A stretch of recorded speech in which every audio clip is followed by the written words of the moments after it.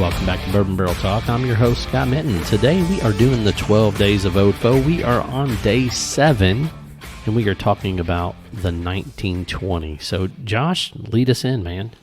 On the 7th day of Old Foe, Whiskey Row gave to me the highest proof whiskey that Whiskey Row puts out at 115 proof Old Forester 1920 Prohibition style.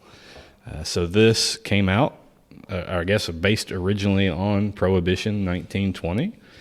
Things were a little hotter, not proofed down, not watered down, as Scott would say, maybe. Tyler, you want to start us out and just tell us a little bit about 1920? I mean, yeah, you're exactly right. It's all in the name, Prohibition style, and the fact that we were around during Prohibition, being sold as medicinal whiskey. This is more along the lines of what you would have gotten in Old Forester medicinal whiskey during Prohibition. Not in terms of, cost. Well, actually, cost is roughly the same. Those little pints that you could get during Prohibition were $3 and $4 at the time, which is $50 to $60 in today's money, and that's for a pint. So price relatively the same, maybe not quite as old, depending on where you were sourcing from. But it was tough times. People had headaches and stubbed toes, and you think today is bad, but that great hangnail epidemic of the 1920s, where 6 million people or so had to get prescribed medicinal whiskey to make sure their little hangnails didn't get infected, and this is, you needed a high-proof whiskey for all those ailments, so to speak. So 115 proof is where we're at. But this one, I don't think it drinks as that. It does, it's got a little more heat to it. But this one takes just a little bit of getting into, introduce yourself to it, and let it introduce itself to you. And it is just a fantastic higher proof expression. It's a lot of people's favorite in our lineup that we make. I think this one actually just got, what did Mr. Fred Minnick call it, the best everyday bourbon of 2020? He selected this one in a blind taste test recently. So I think this one tons of accolades. Yeah, just won the 2020 San Francisco World Spirits Competition with a double gold medal. That as well. Yeah, and it's a great whiskey.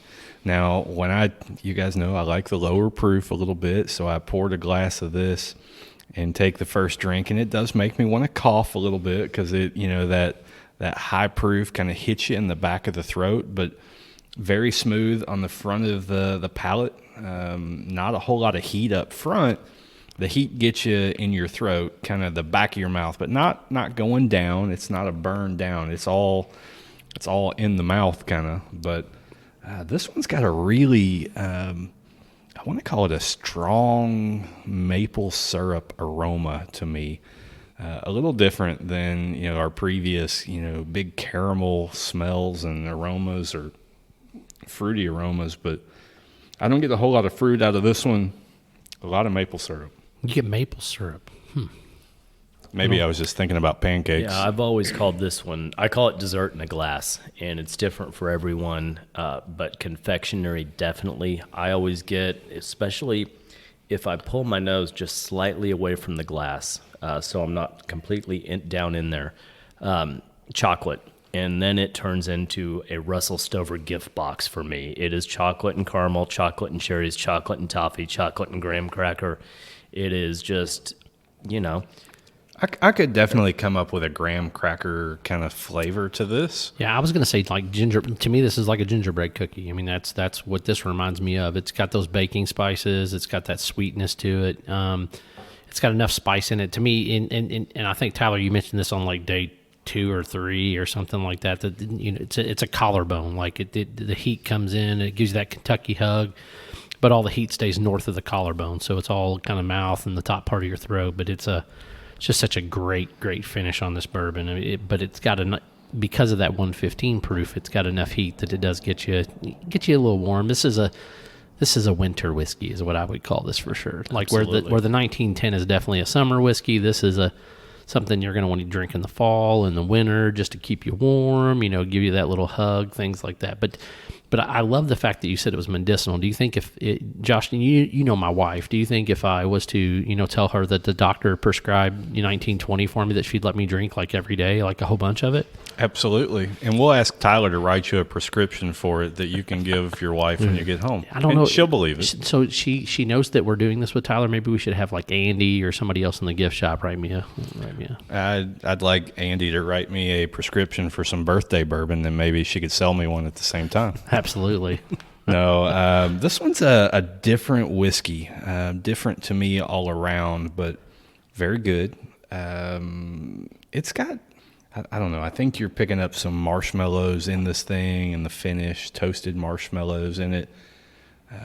I would work my way up to this one. So if our listeners were just coming in as kind of fairly new whiskey drinkers, Yeah, this is I wouldn't something start you out on this one. Yeah, you definitely want to work your way up to this one. I think that I would tell you to probably start with the 1910, then go to the bottled and bond, the 1897, right? Is that right? Yep, that's right. And then try this after that. That way you're kind of worked your way up in proof and gives you a little bit of aspect of, because honestly, you're right. It's kind of almost like a nice mixture between those two bottles. Like you got some of those spicy notes, but you do get some of that sweetness and things like that from the 1910 as well. So if we were to drink the Whiskey Row series in an appropriate order, I think the way we've done it has been by age, by the year statement on the label, you know, the brand of it.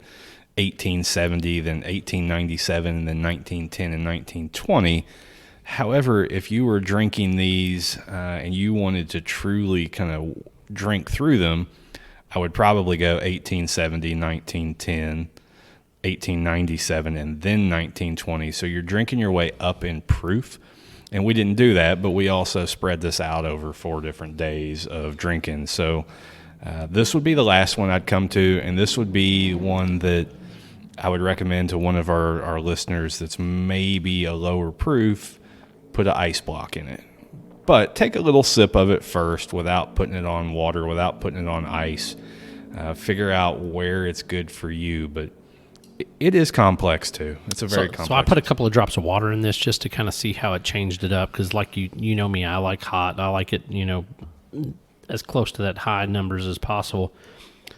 Once again, like the one thing that seems to resonate with Old Forester is those couple of drops really bring out that high rye. You know, it gives you that a little bit more of that spicy flavor. I'm getting some of the cinnamon. I'm getting some of those earthy tones.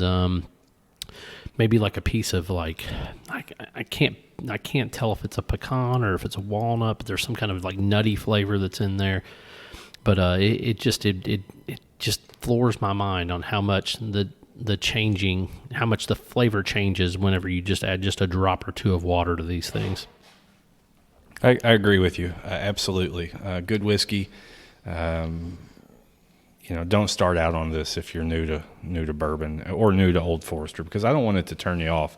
It takes a little time to evolve into this, but a beautiful drink. I agree with you 100%. This is not the one I would just dive into right away. I would not go grab this bottle as the first one that I was ever going to try. I mean, you would, because you like heat, but you're also an experienced drinker. I'm saying I wouldn't advise that to a novice drinker. Let me rephrase that. And that's, you know, that happens sometimes in the wine world and the beer world too. You know, 130 IBU IPA gets huge ratings, or 115 proof bourbon gets huge ratings, double gold San Francisco. If you're an amateur and you see that, well, hey, that's the whiskey for me. That's what I want, the best. And you jump right into that, and you are very sharply surprised if you haven't worked your way into it. She wasn't ready comes to mind. So I was at a local bar and restaurant yesterday, and they had four beers that they brewed themselves. So we drank through the 4 different beers, but I started out with, they called it a Belgian or a Belgium beer. Was that the Sunshine? I think so. And this thing was so damn bitter. I did not. No, it's not the Sunshine, then. No, I don't remember what it was called. I drank through it, and, you know, it just made me want to pucker my face up the whole time. And Tyler's comment there made me think, you know, if someone had recommended that to me and it was my first beer, I would have been like, you know what? Screw you. I'm never drinking beer again. I don't need to drink beer. I'll just go back to drinking some Miller Lite water or something. But That's not beer. well, it's water. But this was, we finally worked around to beer number 4, which was my favorite, a nice stout beer. So Tyler, I'm gonna go off on a little bit of a tangent here. I know we're supposed to be talking about the 1920 here, but recently didn't Old Forester release a birthday bourbon barrel like stout type beer? Tell us a little bit more about that piece. We did. Very exciting. We were fortunate to partner with Goose Island up in Chicago, and we gave them a certain amount of our birthday bourbon barrels from 2019. And if you are a beer fanatic, barrel-aged stouts are a huge thing. You can age those beers 2 to 5 years. They're deep, rich, chocolatey, just beautiful stout expressions. And this is the first beer, to my recollection, that we're publicizing that it's been aged in birthday bourbon barrels. So it was released around the country a few weeks ago. We did a release actually today, just a surprise release for Repeal Day at the distillery. There might be a day or so between now and Christmas that we do another release here at the distillery, so just kind of keep your eyes peeled for that. But just a great collaboration. I think we've done 2 different beers with them with Old Forester barrels, and this one's an exciting one to try. Birthday bourbon aged imperial stout. I can't wait to try it. I picked one up, and I'm going to go cool it, chill it. I picked one up today.